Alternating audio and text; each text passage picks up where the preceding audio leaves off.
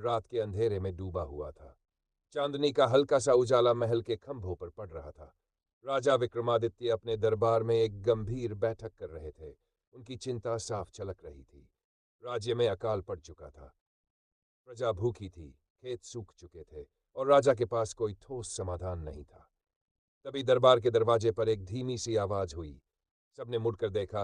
रानी वासंती प्रवेश कर रही थी। उनकी चाल में ठहराव था और चेहरे पर असीम विश्वास। महाराज, क्या मैं कुछ कह सकती हूँ? उन्होंने पूछा। राजा ने सिर हिलाया। रानी ने कहा, हमारे गोदाम भरे हैं, लेकिन प्रजा भूखी है। क्या ये न्याय है? हमें व्यापारियों से सहयोग लेकर इन अनाजों को बांटना चाहिए। इससे प्रजा हमें दुआ देगी और राज्य की स्थिति सुधरेगी। दरबारियों ने इस योजना का विरोध किया, लेकिन राजा ने रानी पर भरोसा किया। कुछ ही दिनों में राज्य में भोजन वितरण शुरू हो गया।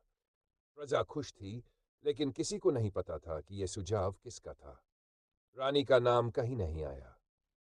कुछ महीनों बाद एक बूढ़ा व्यक्ति महल के बाहर खड़ा था।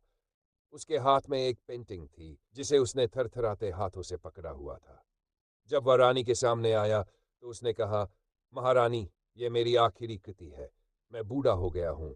मेरी कला को अब कोई महत्व नहीं देता। रानी ने उसकी पेंटिंग देखी और मुस्कुराई। पेंटिंग साधारण थी, लेकिन उसमें एक अजीब सा आकर्षण था। उन्होंने तुरंत उसे राजदरबार का चित्रकार बना दिया।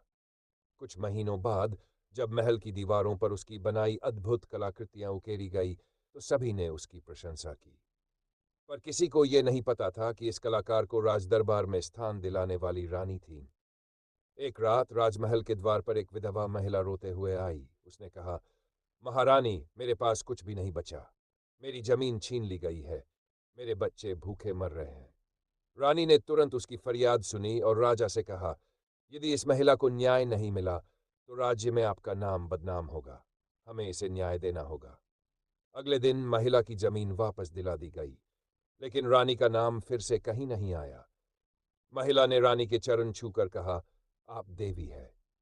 पर कहानी यहीं खत्म नहीं हुई। एक रात रानी ने एक सपना देखा। सपना साधारण नहीं था। उन्होंने देखा कि एक शत्रु सेनी पर हमला करने की तैयारी कर रही है। सुबह उठते ही उन्होंने राजा को बताया, मुझे लगता है कि हमें अपनी सेना को तैयार करना चाहिए। राजा ने उनकी बात मानी और सेना को सतर्क कर दिया। कुछ दिनों बाद वही शत्रु सेना हमला करने आई, लेकिन उज्जयिनी पहले से तैयार थी। वह युद्ध जीत लिया गया। जब राजा ने पूछा कि रानी को यह बात कैसे पता चली, तो उन्होंने मुस्कुराते हुए कहा, कुछ बातें दिल की आवाज होती हैं। लोग कहते हैं उज्जयिनी की प्रजा हमेशा रानी वासंती का गुणगान करती थी, पर सच्चाई ये थी कि उन्होंने अपने गुणों को हमेशा छुपाए रखा। क्या यह उनकी सादगी थी या उनकी महानता?